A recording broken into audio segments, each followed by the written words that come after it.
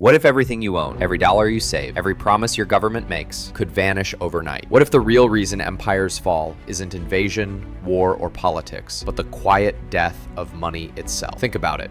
Your salary goes up, but your groceries cost more. Your savings grow, but somehow you can buy less. You're told the economy is booming, but why does it feel like you're getting poorer? Sounds familiar, right?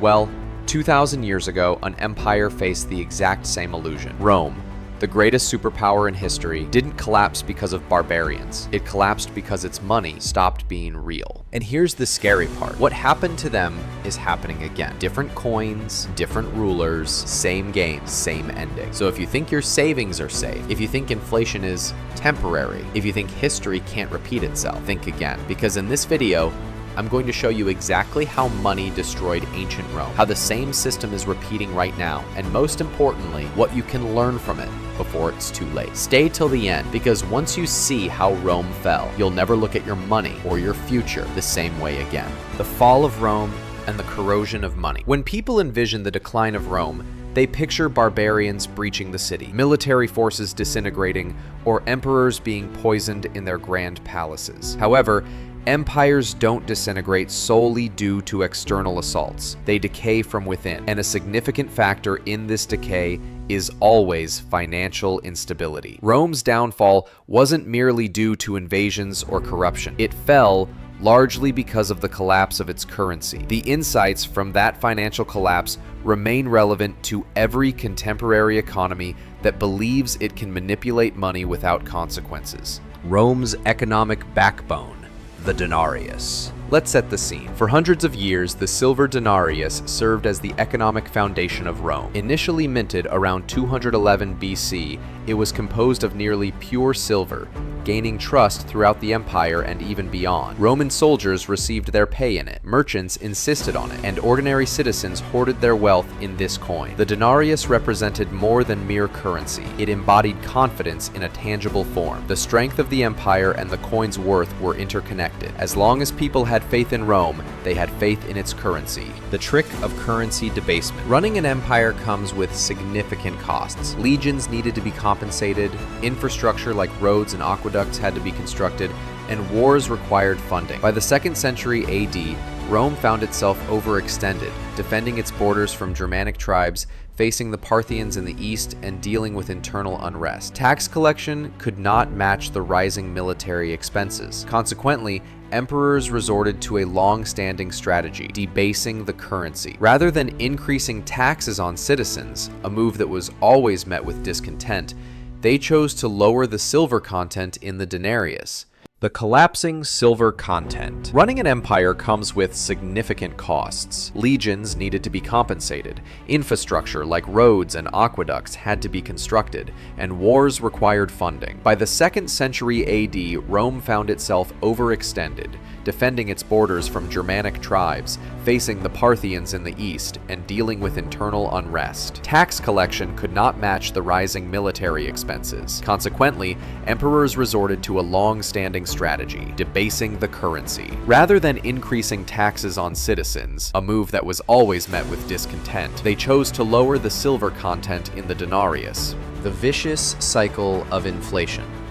People noticed and experienced a significant change. Inflation ensued. Prices increased as money lost its connection to real value. A quantity of wheat that used to be priced at a single denarius could now cost many. This wasn't just a theoretical concept. It wreaked havoc on the lives of everyday Romans. Soldiers requested higher wages to cope with increasing expenses. Merchants began rejecting debased coins, opting instead for barter or payments in gold. Local economies shifted back to direct trade since the currency had lost its credibility. As trust diminished, emperors continued to mint cheaper coins, hoping that quantity would compensate for quality. This created a destructive cycle, the same cycle that has occurred during numerous instances of inflation throughout history. The crisis of the 3rd century and financial collapse.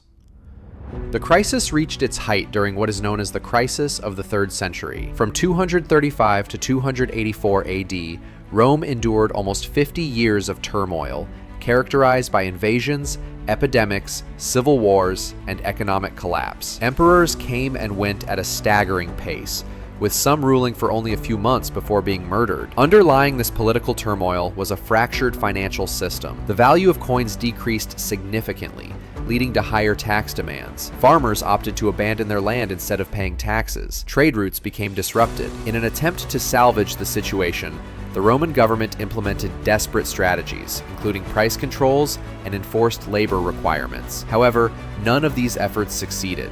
Diocletian's edict on maximum prices.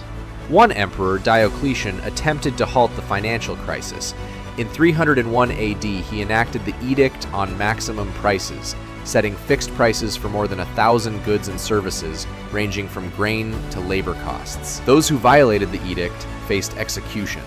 The measure turned out to be a failure. It was impossible to regulate prices by law when the currency itself had no value. The black market surged, and legitimate trade nearly vanished. People quickly understood that legislation could not restore the value of a broken coin. Abandonment of the denarius and the solidus.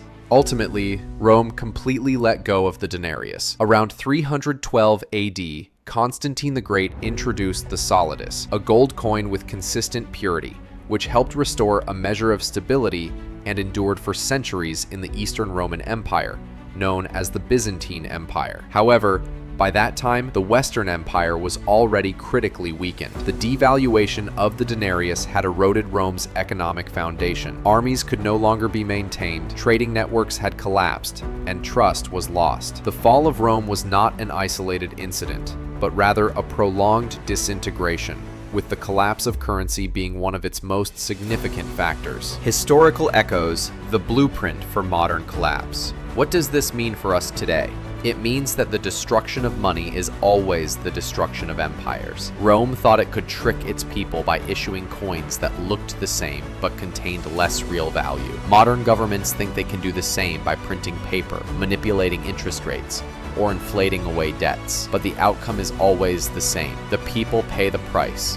Wealth is destroyed and trust collapses. Rome learned this lesson the hard way, and if we ignore it, so will we. History didn't stop teaching after Rome. Every major inflationary crisis since then has repeated the same pattern. Governments debase money to cover their costs. Elites protect themselves with real assets, and ordinary people are left broke. The Roman currency crisis is simply the earliest full-scale example, a blueprint for collapse. Hyperinflation in Weimar Germany. Fast forward to the 20th century, and the consequences are overwhelming. Following World War I, Germany endured severe reparations as mandated by the Treaty of Versailles. The government began printing marks to fulfill its financial obligations, believing it could effectively erase debt similar to how Rome had once increased its coinage. By 1923, hyperinflation had taken hold. A loaf of bread that cost only 1 mark before the war skyrocketed to over 200 billion marks by the end of that year. People transported their salaries home in wheelbarrows.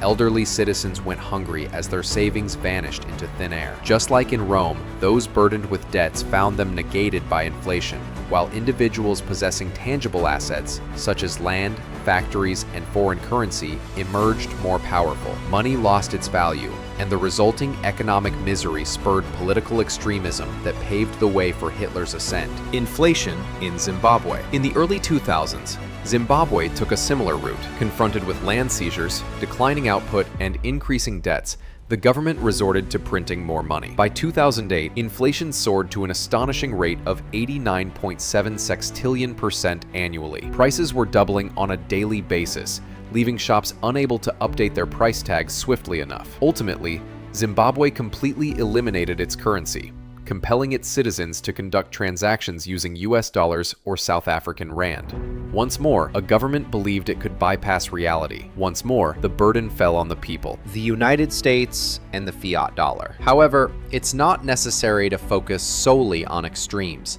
Even within modern developed nations, elements of the Roman model persist. Take the United States as an example. In 1971, President Richard Nixon removed the dollar from the gold standard, cutting the last connection between currency and a physical asset. From that point on, the dollar became what economists refer to as a fiat currency, supported not by gold, but by public trust in the government. Similar to Rome, the allure of overspending became too strong to resist. Over the ensuing decades, debt increased significantly, the money supply grew, and inflation became a persistent issue. Although we haven't witnessed wheelbarrows filled with cash, there has been a gradual decline in purchasing power. A dollar from 1971 could purchase what now requires more than $6. The coins and bills appear unchanged.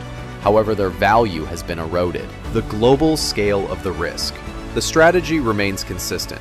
Governments mask inflation as economic growth. They convey to citizens that increased wages signify prosperity, even as expenses escalate at a quicker pace. They portray debt as a form of investment, despite it actually financing consumption. They highlight climbing stock markets as evidence of wealth, even when most individuals own little or no shares at all. Similar to the Roman emperors, they act as if nothing fundamentally has shifted, while subtly extracting value from every coin, every dollar, and every paycheck. What renders this perilous today is its global scale. The collapse of Rome was an imperial emergency. Weimar's hyperinflation was a national phenomenon. Zimbabwe's crisis was localized. However, at present, the whole world operates on fiat currencies, enormous debts, and central banks ready to print trillions at the first hint of trouble. This implies that the forthcoming collapse will not be limited to a single empire or nation. It will resonate around the world. And if history serves as a lesson,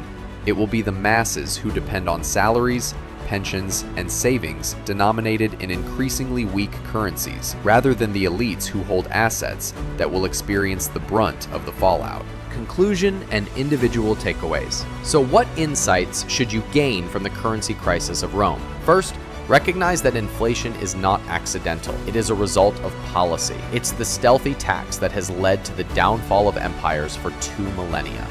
Second, understand that true wealth resides not in paper money or digital figures, but in tangible assets that retain value when currency loses its worth: land, skills, productive enterprises, and resources. Third, never take stability for granted.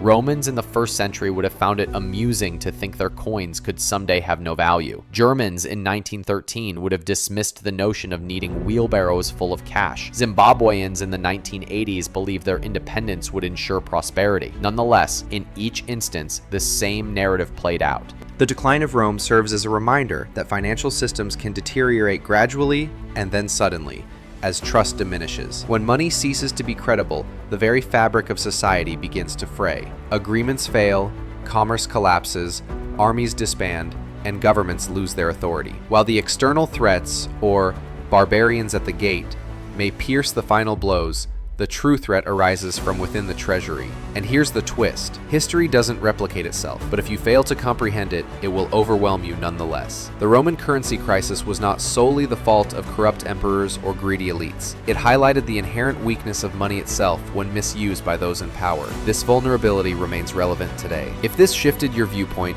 consider subscribing. History holds the keys, and I'm here to guide you in uncovering them.